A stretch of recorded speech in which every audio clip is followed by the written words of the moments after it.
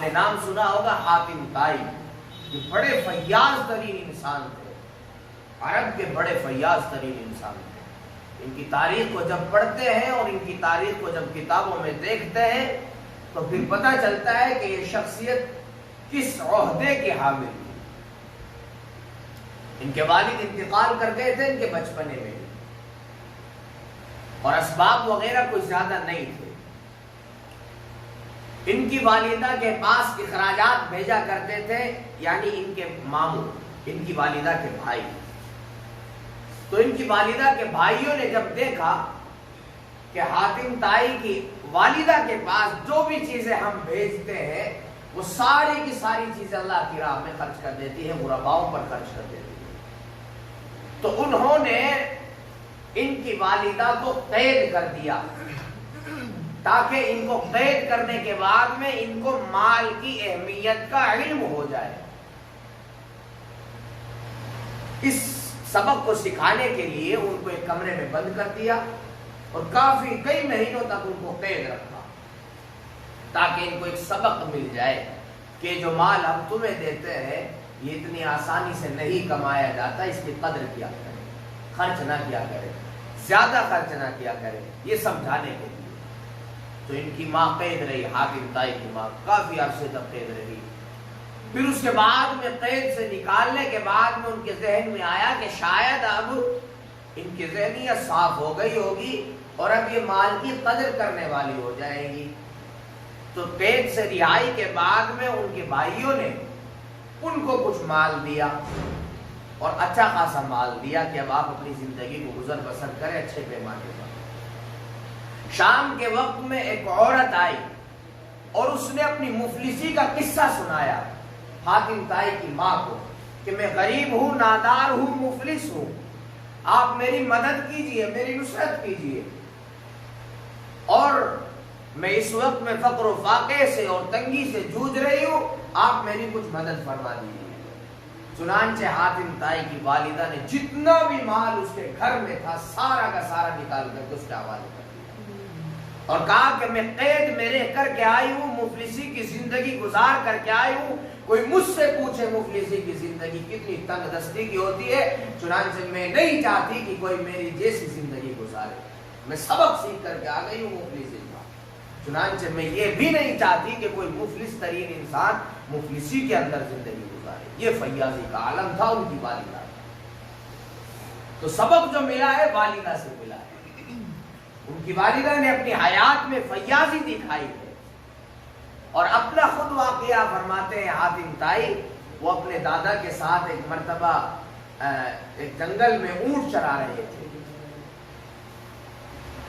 اور کوئی شخص آیا، دو شخص آئے، اور آنے کے بعد میں انہوں نے دیکھا کہ یہ کوئی مہمان ہے، چنانچہ حاتم طائی نے دو اونٹ ذبح کرائے اور اچھا خاصا گوشت ان کی خدمت میں پیش کر دیا۔ اور جب انہوں نے اپنا تعارف کرایا کہ ہم فلاں قبیلے سے ہیں اور فلاں جگہ سے آئے ہیں، تو حاتم طائی نے جتنے بھی اونٹوں کا ریوڑ تھا، جو بھی اونٹ تھے، سارے کے سارے ان کے حوالے کر دیے کہ لے جاؤ، اور یہ اللہ کی راہ میں تمہارے لیے دے رہا ہوں، آپ ان کے ذریعے سے اپنا جو اسباب ہے اس کو اضافہ کیجیے۔ یہ تھا فیاضی کا عالم حاتم طائی کا۔ چنانچہ ان کے تعلق سے واقعہ لکھا ہے، ایک مرتبہ ان کے یہاں فقر و فاقہ بڑے پیمانے پر ہو گیا اور کچھ بھی گھر میں نہیں تھا، خود ان کے بچے کئی کئی دنوں کے فاقے گزار رہے تھے، اور کوئی سبب نہیں تھا حاتم طائی کے بچوں کے پاس کہ شام کا کھانا کس طریقے سے کھایا جائے، کوئی چیز بھی موجود نہیں ہے۔ ایک عورت آئی اور آ کر کے دروازہ کھٹکھٹایا کہ حاتم طائی موجود ہے؟ وہ باہر نکلے کہ جی فرمائے۔ کہا کہ میں ہوں اور میرے بچے ہیں، کئی دنوں سے فاقہ گزار رہے ہیں، اور آپ کے در کے علاوہ مجھے نظر نہیں آتا کوئی در جو میری نصرت کر سکے ظاہری اعتبار سے۔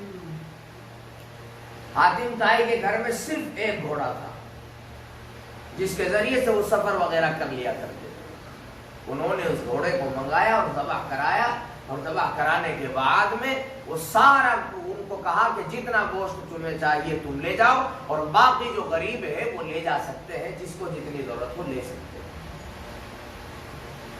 یاد رکھیے کہ گھوڑا جو ہے وہ شرعی اعتبار سے ذبح کر کے کھانا جائز ہے تمام فقہاء کے نزدیک۔ ایک موقع پر امام اعظم ابو حنیفہ رحمۃ اللہ علیہ نے اس کو مکروہ بیان فرمایا تھا۔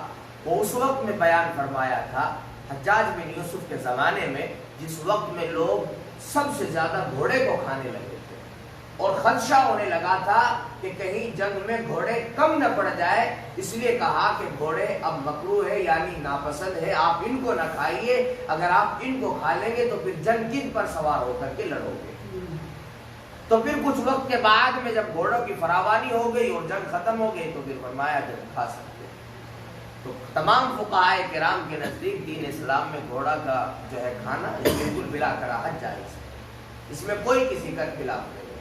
اور ترکی کے لوگ تو اب بھی گھوڑے کو زیادہ پسندیدہ طور پر کھاتے ہیں، ان کے یہاں تو مستقل یہی غذا ہے۔ تو بہرحال انہوں نے گھوڑے کو ذبح کرایا، اور ذبح کرانے کے بعد میں اس کا گوشت تمام غرباؤں میں تقسیم کر دیا۔ اب اندازہ لگائیے کہ کسی کے گھر میں صرف ایک چیز ہو اور وہ اسی کو اللہ کی راہ میں خرچ کر دے تو اس کی فیاضی کا کیا حال ہے۔ اس کے زمانے میں لکھا ہے کہ جس وقت میں حاتم طائی ہوا کرتے تھے، وہ مسافروں کے لیے درخت کی ٹہنیوں پر کھانے لٹکا دیا کرتے تھے کہ جو شام کے وقت میں جو مسافر یہاں سے گزرتے ہوئے یہاں سے کھانا اتارے اور اتار کر کے کھاتے چلے جائیں۔ یہ ان کی فیاضی کا عالم ہے۔ ان کے یہاں ایک مرتبہ بڑا مشہور و معروف اور بہت عمدہ گھوڑا تھا، ان کے یہاں صرف ایک ہی گھوڑا، اور وہ انہوں نے برائے فروخت نکال دیا کہ میں اسے فروخت کرنا چاہتا ہوں، بیچنا چاہتا ہوں۔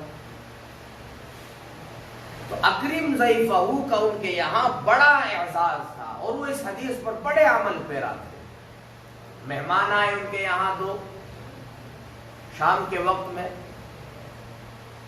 اور ان کی اچھی خاصی انہوں نے جو ہے باقاعدہ طور پر میزبانی کی، اچھی خاصی تھی ان کی جو ہے اضافت کی، اور خوب ان کی مہمان نوازی۔ تو جب صبح ہوئی تو ان مہمانوں نے بتایا کہ ہم فلاں جگہ سے آئے ہیں اور ہمیں علم ہوا تھا کہ آپ کے یہاں کوئی گھوڑا ہے جسے آپ بیچنا چاہتے ہیں، اور ہم اس گھوڑے کو خریدنے کے لیے آئے ہیں۔ حاتم طائی مسکرائے اور کہنے لگے کہ دیکھو وہ بیش قیمت گھوڑا تھا اور بہت عمدہ اس کی قیمت مل سکتی تھی، لیکن جب تم ہمارے یہاں آئے تو میرے پاس تمہاری مہمانی کے لیے کوئی چیز موجود نہیں تھی، تو میں نے اسی گھوڑے کو ذبح کرا لیا اور اسی کے ذریعے سے تمہاری مہمان نوازی کی۔ اب اندازہ لگائیے کہ اتنا بیش قیمت گھوڑا جو اعلیٰ قیمت کے ساتھ فروخت کیا جا سکتا تھا، اس گھوڑے وہ صرف تنہا وہی گھوڑا ان کے پاس تھا۔